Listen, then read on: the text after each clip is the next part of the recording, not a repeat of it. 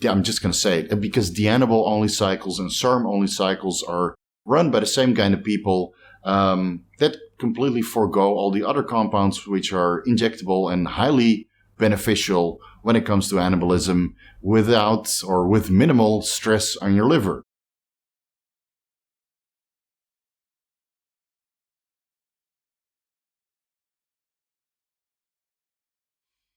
Vigorous Steve here. Let's discuss a couple methods to sustain liver health while we're running oral anabolic-androgenic steroids. And a little bit of a fair warning right at the beginning of this video. Liver health will never be optimal while running orals, at least the anabolic ones that potentiate their effects to the androgen receptor pathways. So that would be the oral steroids, whether they're 17-alpha alkylated or not, or the oral SARMs. And of course, we can bypass some of this liver toxicity with alternative administration routes. I already made a video about that. You can watch that right there. And that will be the sublingual administration or dermal administration when the compounds are suspended in DMSO cream. Or you can go with the injectable administration of the orals. And in most cases, that will be compounded in synthetic carrier oils, which are actually very strong solvents, allowing these raws to be suspended in a synthetic solvent. And over time, I think the negative health ramifications you get from these synthetic solvents are far worse than taking them orally, the conventional route. And when it's suspended in water, suspensions, there's always risk for infection and tremendous post-injection pain. And last but not least, there's always rectal absorption, which we won't discuss in this video. I don't want to taint it with that. Just watch this video instead. So, all of those alternative administrations would bypass the first pass, reducing liver stress overall. But since bioavailability has now been increased on the second pass, there will be a little bit more liver stress compared to taking them orally, where you have a little bit of metabolization on the first pass. So, maybe overall, the liver stress will just stay relatively the same or a little bit less. You get more bang for your buck, let's put it that way. But there might be something to say for the anabolics that potentiate their effects through the estrogen beta receptor pathway, namely testosterone and ecdysteroids. At this point in time, with the limited data that we have, they appear to be quite liver safe. And again, the overall anabolic effect is not as pronounced as some of the oral steroids or SARMs, but it could still contribute. And even some of the ancillaries can contribute to anabolism by preventing the metabolization of testosterone into estradiol, or as testosterone into dihydrotestosterone. So they could contribute to an overall anabolic effect with minimal to negligible liver toxicity or stress. And I'm sure some of the methods that we'll discuss in this video will also be beneficial to sustain liver health while running selective androgen receptor modulators. But to be honest, to be fair and completely transparent, I really don't have the fundamental understanding of how different SARMs affect liver health differently. But I do have the understanding of how oral steroids affect liver health, and even some of the prohormones or ancillaries that we tend to use in bodybuilding. Now, with the prohormones, most of them are long since discarded. Superdrol still has some practical applications nowadays. But in my experiments with some of the prohormones and the changes in liver enzymes that I saw, and also the liver changes that I see with selective androgen receptor modulators, for the amount of anabolic benefits that you get, the liver enzymes tend to raise a little bit more compared to the overall anabolism or strength or, cosmetic changes that occur while running these prohormones or SARMs. So that's always been a bit of a turn-off. But with the oral steroids, I always felt that it's a valuable trade-off to reduce your liver health slightly for the overall anabolic benefits that you would get from these oral steroids. So we'll mostly discuss the oral steroids in this video. But if you were to run prohormones or SARMs, I'm sure many of the health supplements that we'll discuss in this video will also be beneficial. So let's discuss briefly why it's very important to sustain liver health and prevent the decline of liver function while we're running oral steroids, prohormones, or SARMs. Is because the liver is involved in over 500 separate processes in the body. And a lot of them have to do with metabolism. So, for example, the liver is involved in fatty acid metabolism, where it cleaves off long-chain triglycerides into medium and short-chain triglycerides. So when you burn body fat or induce lipolysis with a clenbuterol or a growth hormone or a growth hormone fragment or anti-obesity drug or whatever that induces lipolysis, the liver has to cleave these long-chain triglycerides, which are just released from body fat stores, into medium and short-chain triglycerides, allowing for energy production in the mitochondria. Now you can bypass it a little bit. Let's say you have impaired fatty acid metabolism in the liver. You could take carnitine, which helps with the absorption of long-chain triglycerides as well as medium and short-chain triglycerides into the mitochondria for energy production. But still, if you want optimal functioning while you're doing a cutting phase or contest prep, you want optimal fat loss, you need to make sure that your liver is functioning correctly. And yet, we abuse our body the most while we're in a cutting phase or contest prep. So again, keep that in mind, guys. It's one of the main reasons why I decided to resolve my non-alcoholic fatty liver disease before I attempted another cutting phase, because stored fat in the liver prevents or reduces the overall effectiveness of fatty acid metabolism and makes fat loss a little bit more difficult. And I noticed over the last couple of years that fat loss was indeed getting more difficult. And now that the non-alcoholic fatty liver disease is resolved, I feel that it's significantly easier to drop body fat. Now, the liver is also involved in glucose homeostasis in the bloodstream, where the liver controls how much glucose enters the bloodstream when, you're eating dietary sources of carbohydrates.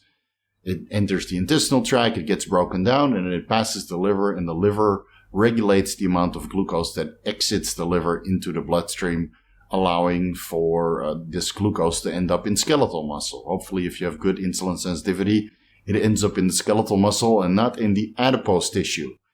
But you can manipulate that a little bit with metformin, obviously, which lowers the rate at which the liver releases glucose in the bloodstream.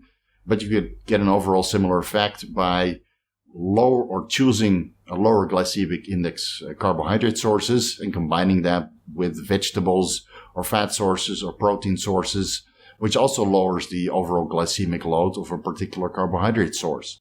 So you don't always need to resort to metformin or berberine. You can get a comparable effect with particular food combinations.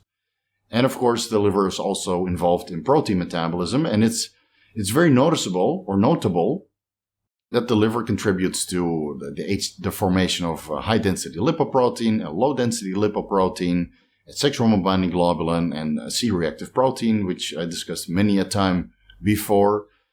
So an albumin as well, right? The liver is one of the predominant sources of serum proteins, and it helps to regulate serum protein concentrations, whether they are transporting proteins or regulatory proteins. A large portion of that is regulated by the liver. So ensuring good liver health allows favorable HDL concentrations and favorable LDL concentrations. And of course, the lowest amount of C-reactive protein you can get. Part of that is avoiding the synthetic carrier oils or some of the processed foods, which can also raise C-reactive protein concentrations in the bloodstream. Now, one of the primary sources or methods of the liver to detoxify is through the bile acid. The liver produces almost 600 milliliters of bile acid on a daily basis and dumps some of the cholesterol, some of the metabolic byproducts that occur when you're performing strenuous workouts or when you take particular medicines or oral steroids or prohormones or SARMs. A lot of the metabolic byproducts, they end up in the bile acid and are then excreted in the intestinal tract. Now, a large portion of the bile acids are reabsorbed in the enterohepatic circulation or enterohepatic recirculation. So whatever you detoxify into the intestinal tract also needs to get excreted.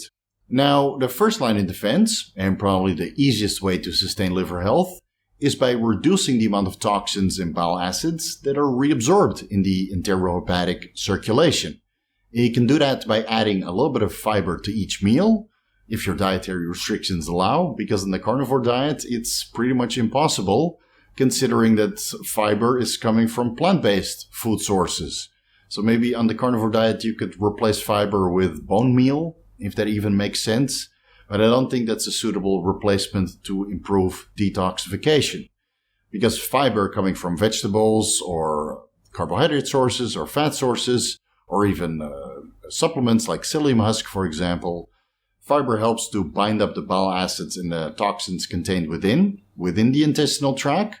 Now, the bile acids also help to lubricate the stool. So if you're getting a little bit of extra fiber than is generally recommended, so let's say instead of 38 grams of fiber, you get 50 grams or 60 grams, maybe even 75 grams of fiber, the bile acids that it binds help to lubricate the stool and piles all the bile acids and the cholesterol and the toxins and all the metabolic waste products out of the intestinal tract, and then it's bye-bye into the toilet bowl.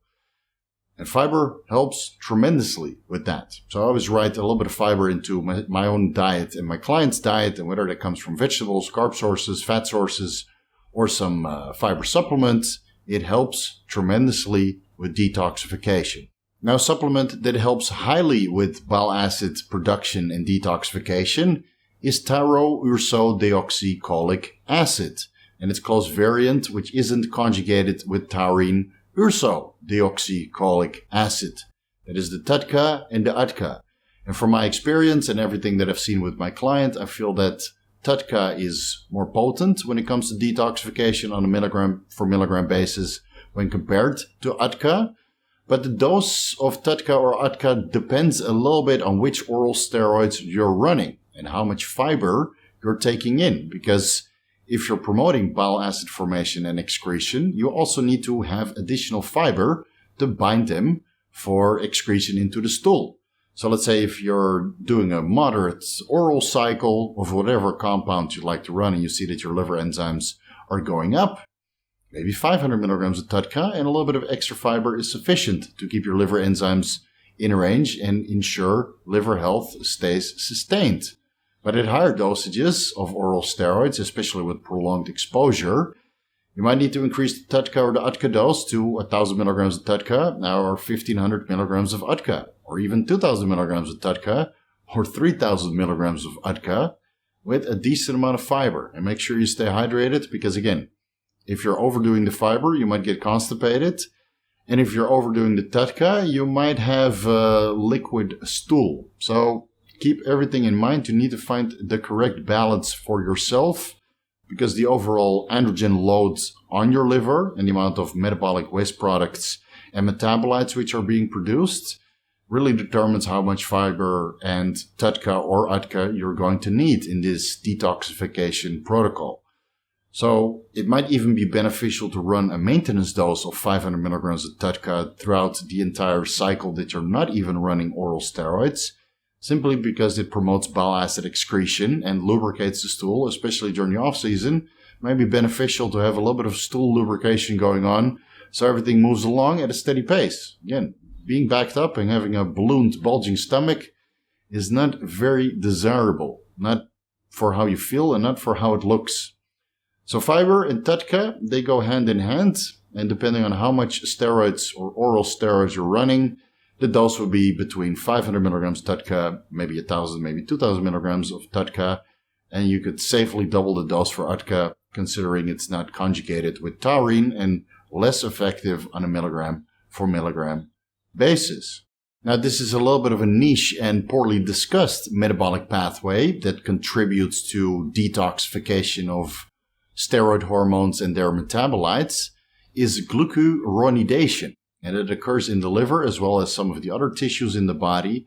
But on the first pass through the liver, some of the medicines or performance-enhancing drugs that we take in bodybuilding, they're either methylated or metabolized into one of its active metabolites or glucuronidated, which basically means that the hormone or medicine is no longer metabolically active and it's labeled for excretion by adding glucuronidase to its parent hormone. So that would either mean that it's excreted through the bile acids or excreted through the kidneys. And you can actually optimize this process with a supplement called calcium D-Glucarate. Now, in most cases, you would take calcium D-Glucarate, let's say 500 to 1,000 milligrams per day, to help with estrogen or phytoestrogen metabolism from the body. But you could also take calcium D-Glucarate to lower the overall androgen burden in the body, and especially in the liver, considering if you take them at the same time. Calcium D-Glucarates prevent the reabsorption of glucuronidase. So there's an enzyme called glucuronidase, predominantly found in the intestinal tract, which cleaves glucuronidase from the parent hormone, being the medicine or the performance-enhancing drug. And that also contributes to reabsorption and recirculation, perhaps worsening the overall toxicity and the burden of this hormone or compound that you are taking. So it recirculates if the glucuronidase cleaves off the glucuronidase. I'm sure I'm mispronouncing this left and right, but again, reading medical literature often doesn't teach you how to pronounce these words. So my apologies in advance. So taking calcium D-Glucarate with some of the oral steroids might lower the overall toxicity and the burden, or improve detoxification of some of the metabolites which don't have any androgenic or anabolic benefits. But it could also inhibit some of the stress or reduce some of the stress that some of these compounds have on the liver by marking them for excretion and preventing the recirculation or reabsorption. And some of the compounds found in hydrolyzed casein protein can actually inhibit glucuronidase activity in the intestinal tract and also prevent reabsorption of the hormones or the active metabolites, lessening the overall toxicity and burden on the liver. So that's casein protein in combination with calcium D-Glucarate. Calcium D-Glucarate prevents the reabsorption of glucuronidase by the glucuronidase enzymes, and hydrolyzed casein protein, or some of the compounds contained within, actually inhibits glucuronidase activity. And this combination seems to have worked very well for the clients that competed in drug-tested federations. So you could get a very good effect from 1 or 2 scoops, let's say 30 grams of hydrolyzed casein protein and 1,000 to 2,000 milligrams of calcium D-Glucarate. Keep in mind that calcium D-Glucarate contains a decent amount of calcium, and casein protein contains a decent amount of calcium. So you definitely don't need to supplement additional calcium for whatever purpose on this protocol. Another way to reduce the overall burden that oral steroids, prohormones, or SARMs have on liver health is by ensuring that intrahepatic glutathione concentrations are as high as humanly possible. And we used to be able to do that with a supplement called N-Acetyl cysteine, but as of last week, NAC is no longer available as a dietary supplement because the United States Food and Drug Administration labeled NAC as a medicine instead. And now you'll only be able to get that on prescription. Good job, US FDA. Glutathione is an antioxidant that protects cellular components against free radicals and reactive oxygen species, in a similar way that vitamin C or vitamin E act as an antioxidant by donating an electron to the free radical or reactive oxygen species, rendering them inactive. And locally, within skeletal muscle, during strenuous workouts, some of the metabolic waste products also act as a free radical or reactive oxygen species. And in that case, glutathione, vitamin C, or vitamin E can donate an electron and deal with them locally. So in most cases, those free radicals, reactive oxygen species don't end up within the liver, but in the process of metabolization or methylation or glucuronidation, there might be some free radicals that occur when you take oral steroids, prohormones, or SARMs. And glutathione sufficiency, or vitamin C sufficiency, or vitamin E sufficiency within the liver helps to protect many of the cellular components within the hepatocyte. It might actually prevent apoptosis or the destruction of the hepatocytes. And in most cases, you see that in the blood work. When the hepatocyte is destroyed, a large portion of the cell's content end up in the bloodstream in the form of liver enzymes. That's the ALT or AST aminotransferases. So glutathione, vitamin C, and vitamin E is a very potent recipe to act as an antioxidant and prevent a marginal amount of hepatocyte destruction. Again, vitamin C, vitamin E, and glutathione insufficiency has been linked to the apoptosis of the hepatocyte, but sufficiency, it hasn't really been shown to prevent the destruction of the hepatocyte. But with TUDCA supplementation, that actually has been shown to prevent apoptosis.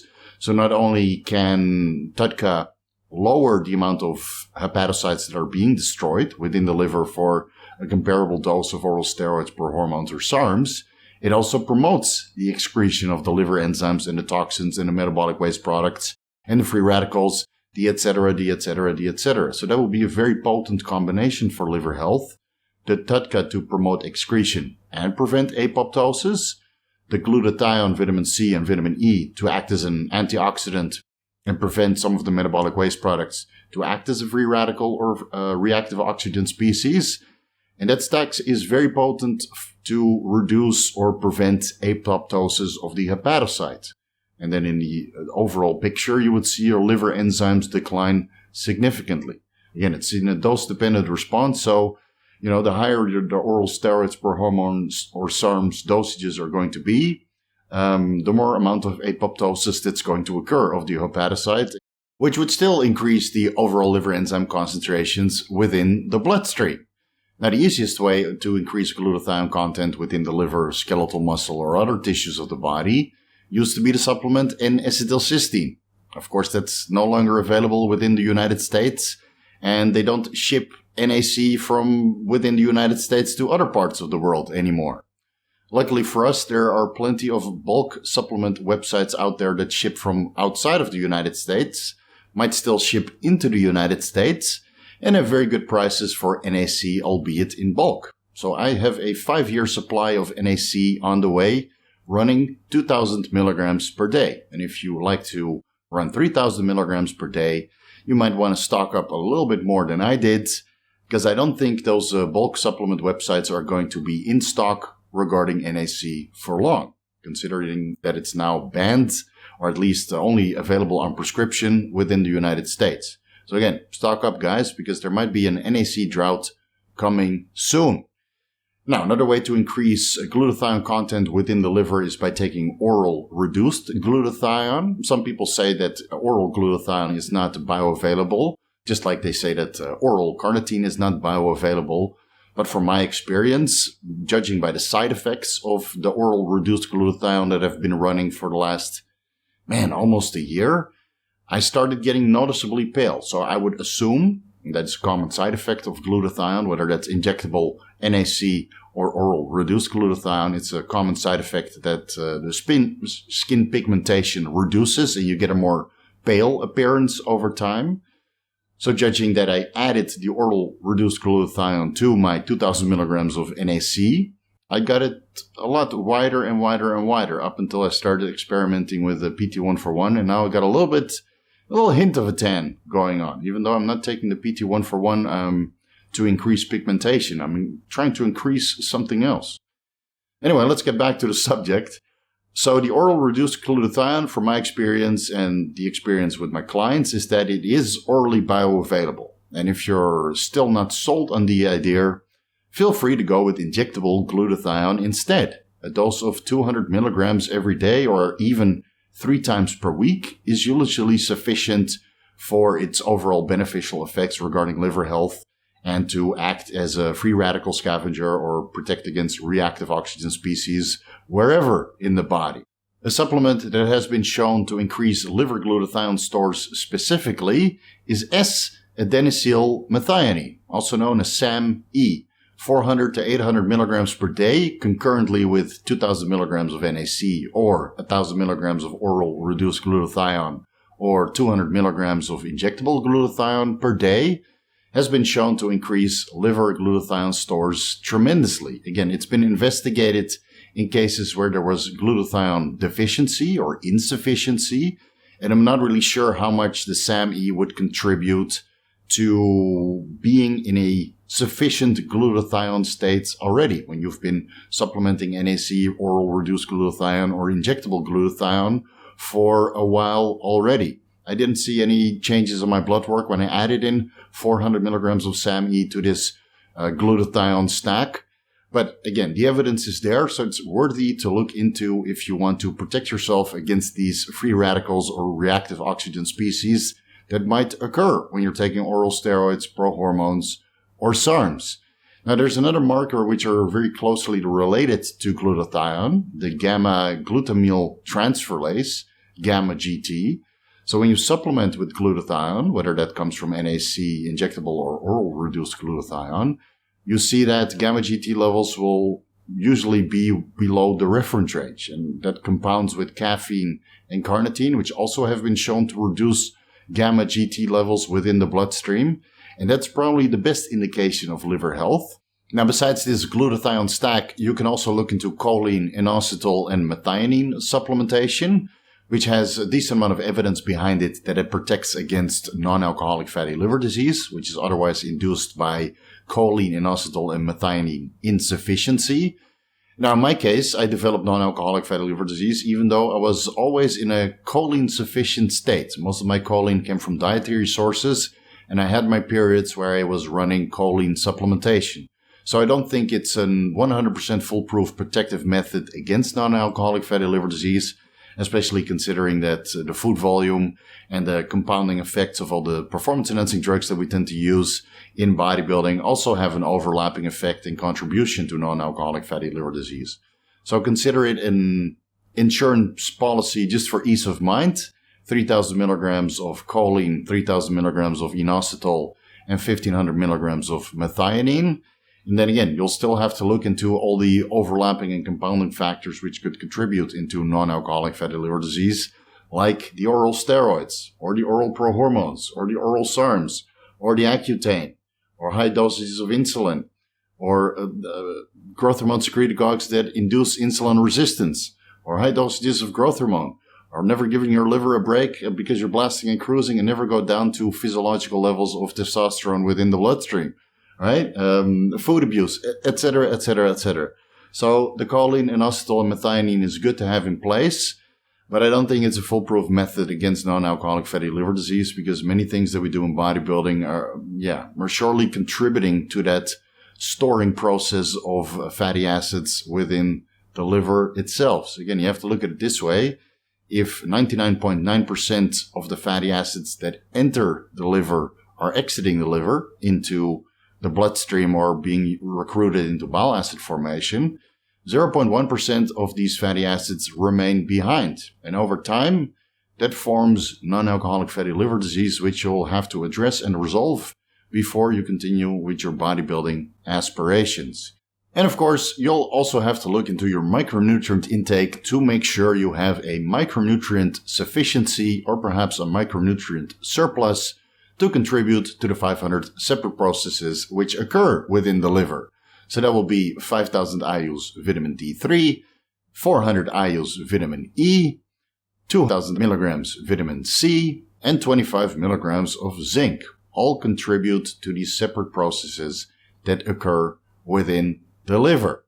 And making sure you stay in this micronutrient sufficient state, just like you should be in a choline sufficient state, or a glutathione sufficient state, or a sufficient state where you're allowed to produce the optimal amount of bile acids with TUDCA or UDCA supplementation and excreting all of this with fiber, making sure you're in a sufficient state for optimal liver function and liver health.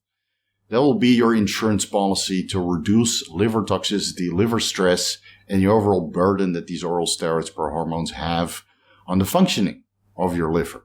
And there are also two other supplements that you can look into that have some evidence behind it that they contribute to overall liver health.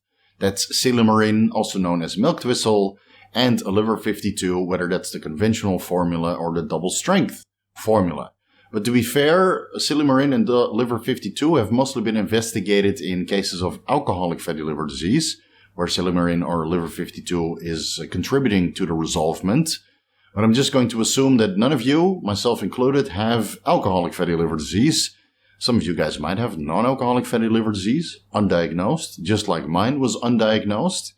So I'd recommend everybody to do an ultrasound, just like I did an ultrasound and went on my non-alcoholic fatty liver disease resolvement journey. I was running 600 milligrams of Silymarin during the time, and I don't think it contributed in any way, shape, or form whatsoever. Now, there's something to say that Silymarin also acts as an anti-androgen, which has been investigated in prostate cancer. I'll do a separate video about that because, Silymarin, diethylmethane, they're all majorly anti-anabolic, right? So we'll do a separate video about that so you can find an excuse why you don't look like a bodybuilder while you're running these compounds. This is a bicep with 600 milligrams of Silymarin, probably not 600 milligrams of Silymarin contained within these biceps or triceps, but I am still running it just because I like to go through the bottle, because I have some Silymarin left. And when that finishes, but I'm probably never going to take it ever again because I don't think it contributes to liver health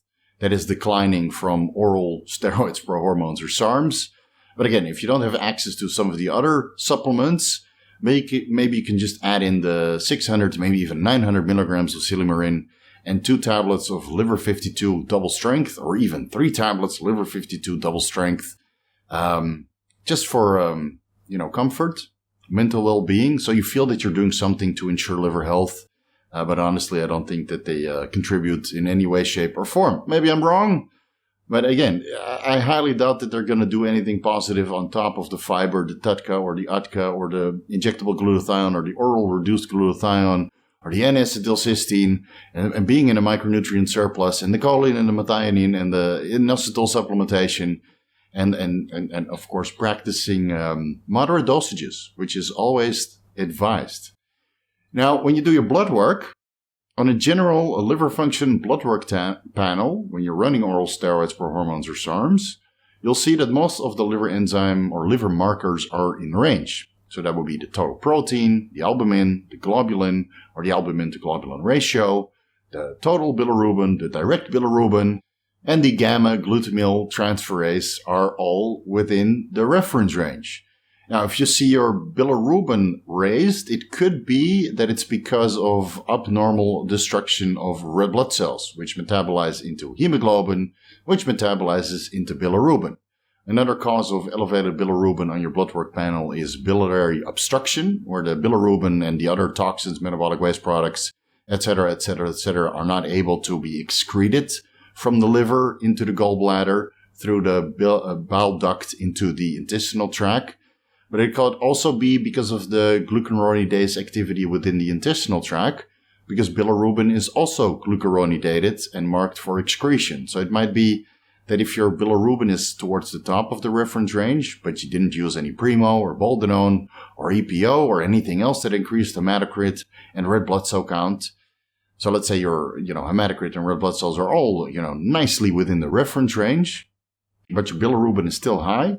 Could either mean biliary obstruction, time to do an ultrasound to confirm that, or you might need to look into casein supplementation to inhibit this glucuronidase activity within your intestinal tract and prevent the reabsorption of bilirubin, because over time that might be resulting to jaundice. Jaundice within the eyes or the skin or any other part of the body that's subject to pigmentation.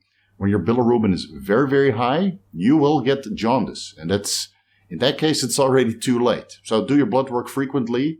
Again, I haven't seen any elevated bilirubin on blood work checks like 2 days before a contest where people are literally abusing the Superdrol and the halotestin and even the Anadrol just to be maximally full, and avoid injections the last week because they don't want any visible lumps or bumps or scar tissue.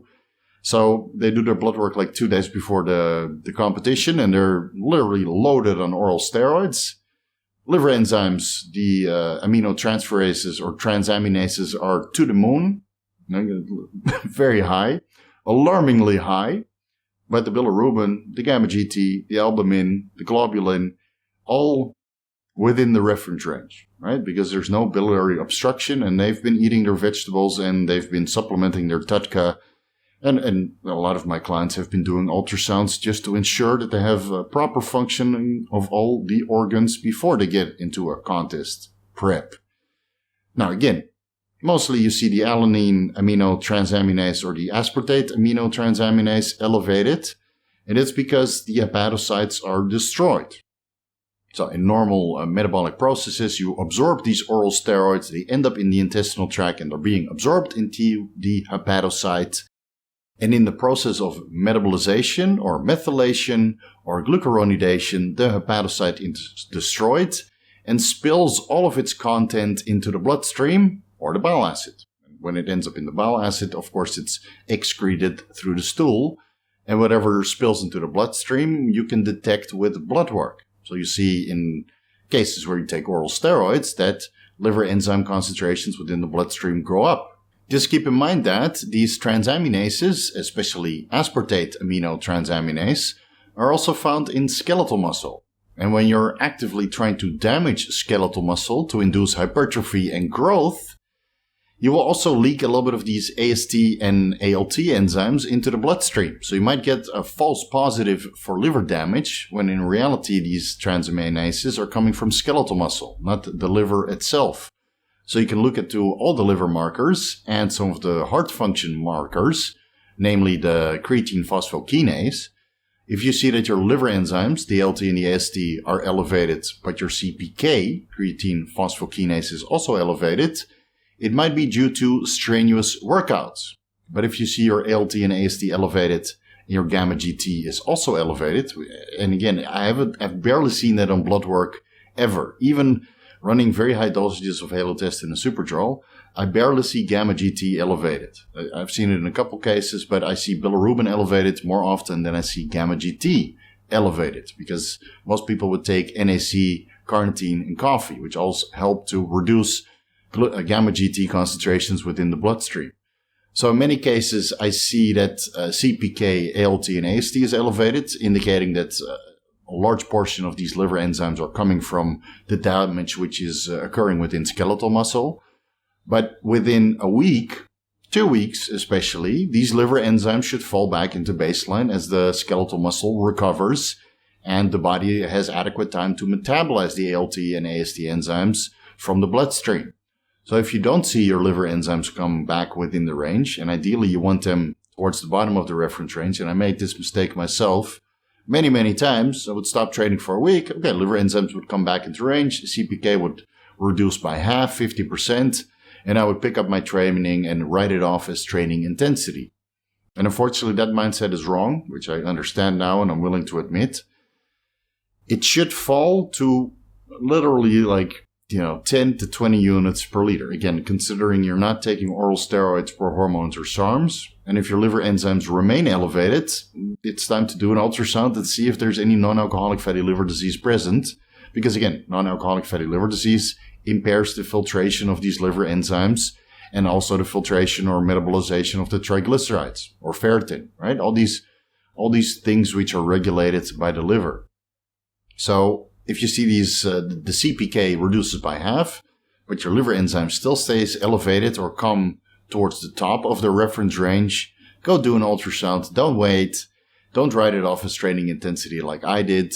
Go do an ultrasound and see if there's any non-alcoholic fatty liver disease present. And even then, after a week or 2 weeks of no training and complete rest, allowing your body to take care of all the metabolic-based products that occur from strenuous workouts, the CPK, the ALT, the AST, the lactic acid, etc., etc., etc., you give yourself 2 weeks, 3 weeks, liver enzymes might still be elevated. Look into your drug selection. And if you're not on any drugs, it might be non-alcoholic fatty liver disease. So really, there's, liver enzymes are not a very good indication to assess liver health. And there's so many ways that liver enzyme concentrations in the bloodstream can be reduced with all the supplements that I mentioned before, and by taking a week off training, and by taking, adequate amounts of fiber. So it's very difficult to assess liver health based on these liver enzymes alone. Whether their AST is disproportionately elevated to the ALT, or the AST and the ALT and the CPK is elevated, and the CPK is in range, but the ALT, AST, and the gamma GT are elevated, right? Probably the best way to assess liver health is to do blood work 2 weeks after stopping all training, stopping all oral steroids, prohormones or SARMs, and then see if they're still elevated. Then you go for an ultrasound, see if there's any biliary obstruction, any non-alcoholic fatty liver disease, or NASH or cirrhosis present, and then you act accordingly. Now, I also want to discuss how different steroids have a different negative effect on overall liver health. I will start with the injectables first, just because you're injecting particular compounds and they're not undergoing a first pass, even though since there's no first pass, the second pass is going to be the first pass, and they're still potentiated some liver stress or have a negative effect on overall liver health. Injectable compounds, disregarding the carrier oils, so let's say they're all in organic carrier oils that don't induce any systemic inflammation and have an adverse reaction within the liver, raising C-reactive protein concentrations within the bloodstream. Let's forego that aspect. let's assume that all these injectables are in healthy organic carrier oils. For 100 milligrams, whether that's daily, every other day, or bi-weekly or once a week, 100 milligrams of trenbolone is by far the worst. Second to that would be 100 milligrams of Ment, or EQ, which is probably comparable to Winstrol. From the blood work that I've seen, the liver enzyme changes and the overall decline of liver health, Boldenone and Winstrol are pretty much comparable when the dose is the same. Followed by Nandrolone, followed by testosterone, followed by Primobolan, and last, Masterone. It's a little bit of a wide assumption to classify these injectables according to what I've seen on the blood work, my own and all of my clients' blood work. So it's just an indication of what I feel has the most and the least amount of liver stress when it comes to the injectable compounds that we can choose from. The highest being Trenbolone and the lowest being Masterone, which funnily enough are often combined in a contest prep or cutting phase. Now, if the oral steroids, let's say for a dose of 25 milligrams, daily, every other day, multiple times per day, once per week, definitely the worst for your liver health are check drops, which are rarely used nowadays. But again, before a powerlifting competition or a strongman competition, or some guys like to use that before prejudging on stage just to induce a little bit of aggression, and get that flight or flight mode going while you're duking it out on stage. Check drops, for sure, hands down the worst for liver health. Followed closely by Halotestin. After that is Superdrol or Prohormones. And I'm just going to classify the Prohormones along with Superdrol because Superdrol is basically a prohormone. Actually, Aromasin is also prohormone, apparently, but that has no liver stress from what I've seen. So Superdrol will be third on the orals list, followed by Anadrol, followed by Dianabol and SARMs. Again, I'm going to classify the SARMs in the same category as Dianabol when it comes to liver stress or the decline of liver function and health. I'm just going to say it, because Dianabol only cycles and SARM only cycles are run by the same kind of people that completely forego all the other compounds which are injectable and highly beneficial when it comes to anabolism without or with minimal stress on your liver. You're just going to have to pin. So, Dianabol, SARMs, all labeled in the same category because Dianabol and SARMs are commonly used by the same kinds of people. And those guys don't even do blood work. It's just take it all. Give it all to me. Right? And weird drug combinations and probably ending up worse with worse liver health than just running a little bit of check drops, pre-contest or before a powerlifting meet. After the Dianabol is the Winstrol. And you'll see when it comes to cholesterol synthesis, oral Winstrol is probably the worst out of all these compounds when comparing a milligram for milligram dose. Yeah, Winstrol cholesterol synthesis is legendary, and you will need some ezetimibe and citrus bergamot and TUDCA and fiber to improve cholesterol detoxification, so to say. After Winstrol is Turinabol. After that is oral Primobolan acetate, then Anavar, then Proviron, and then DHEA and Pregnenolone. Even though Pregnenolone isn't really anabolic because it converts into DHEA, and then testosterone, and then estradiol. A large portion of the pregnenolone converts into progesterone and then allopregnenolone, and then it cascades into aldosterone and cortisol. But DHEA is slightly anabolic, probably more anabolic than Proviron from my experience. But again, the only case where I see that DHEA is anabolic is in women, and men would just run that to ensure, neurosteroid balance within the body, where their HPTA is completely downregulated. So, of the oral steroids, again, check drops, Halotestin, Superdrol, Anadrol, Dianabol, Winstrol, Turinabol, oral Primobolan acetate, Anavar, Proviron, and last, DHEA. These are all anabolic to a certain extent. Superdrol and Halotestin are highly anabolic. And DHEA is marginally anabolic, and Proviron is probably not anabolic, but still has its practical applications here and there, and it's still classified as an anabolic-androgenic steroid taken orally. Now, of the ancillaries, which in my opinion have no liver stress, 7-keto DHEA, productive for women, but in my opinion, not for men. No amount of liver stress I've seen on 7-keto DHA whenever I would ask my female clients for blood work.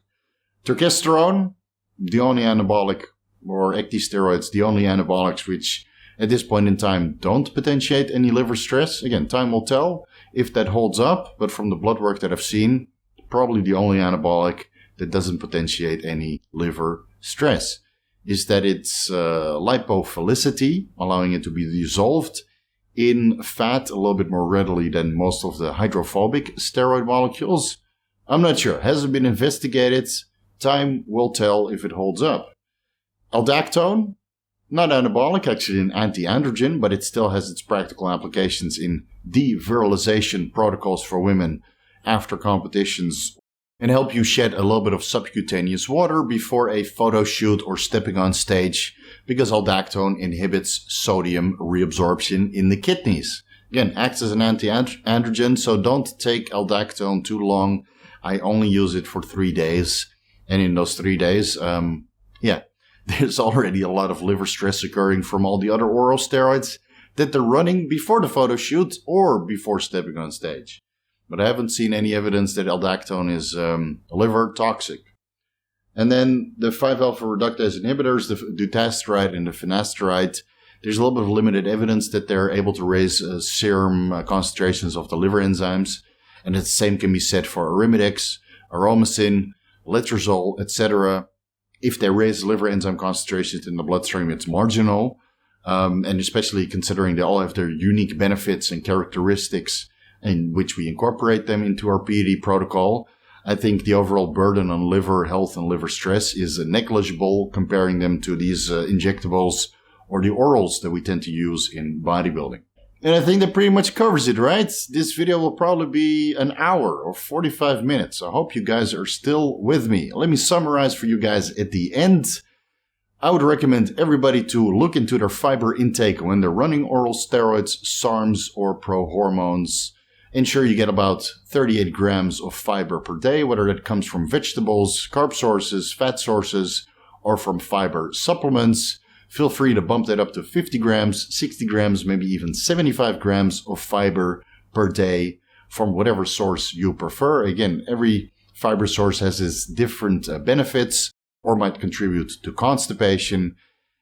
If you want to impair the constipation or improve detoxification of the bile acids and improve bile acid flow, 500, 1,000, 1,500 milligrams, maybe even 2,000 milligrams of TUDCA while you're running oral steroids, SARMs, or Prohormones, or consider to bump up that dose to 150 to 200% if you only have access to UDCA, which is not conjugated with taurine. So again, on milligram for milligram basis, I prefer TUDCA over UDCA, but it's not always available.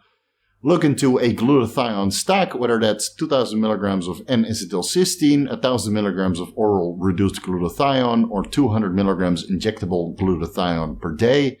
Feel free to compound that with 400 to 800 milligrams of SAM-E to increase glutathione content within the liver. You don't need to combine injectable glutathione with oral glutathione. You'll have to choose one or the other. I've been combining 2,000 milligrams of NAC with 1,000 milligrams of oral reduced glutathione, and that seems to work pretty well. Also make sure that you're always in a micronutrient sufficient state, and that will be 3,000 milligrams of choline, 3,000 milligrams of inositol, 1,500 milligrams of methionine, 5,000 IUs vitamin D3, 2,000 milligrams of vitamin C, 400 IUs vitamin E, and 25 milligrams of zinc. Long list, but they all have their benefits when it comes to liver health, especially when running orals. If you want to improve detoxification of the metabolic waste products, look into 1,000 milligrams or even 2,000 milligrams of calcium D-Glucarate in conjunction with 30 grams of hydrolysed casein protein to optimize the glucuronidation process and inhibit reabsorption by metabolizing the glucuronidase through the glucuronidase enzymes of the parent hormone within the intestinal tract. Man, it's such a mouthful, guys, but it's important that you understand this when you're running or before you're running orals. And the last thing you can look into, I'm not really sure if it has any benefit at all, but 600 milligrams to 900 milligrams of Silymarin or milk thistle, and 2 to 3 tablets of liver 52 double strength, on top of all the other compounds that I discussed previously. Do your blood work. When you see liver enzymes elevated and creeping up higher and higher and higher, it's time to take a break from the orals. There's no determining factors, or there's no predisposition time frame that you can run orals. However long you run the orals depends on how your liver is responding, and when you have impaired liver function, it's time to discontinue the orals. End of story. Could be 2 weeks on Superdrol, could be 1 week on halotestin, could be 2 days on check drops, could be 4 years on a low dose of Anavar. Again, the time frame is only determined by how well your liver health remains intact.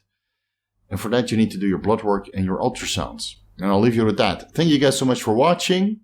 If you're looking for the most comprehensive guides to bodybuilding pharmacology, you can find the ebooks on my website, vigoroussteve.com/shop. If you're looking for personalized advice, I always offer consultations. Right now, coaching services are closed. I'm literally at maximum capacity, but consultations are always there. Contact me directly if you're interested. Follow me on Instagram at VigorousSteve. Front double bicep full with Silymarin. And no orals, no testosterone. Perfect liver function. Vigorous crew, you guys know what to do. Much appreciated. I'll see you guys in the next video.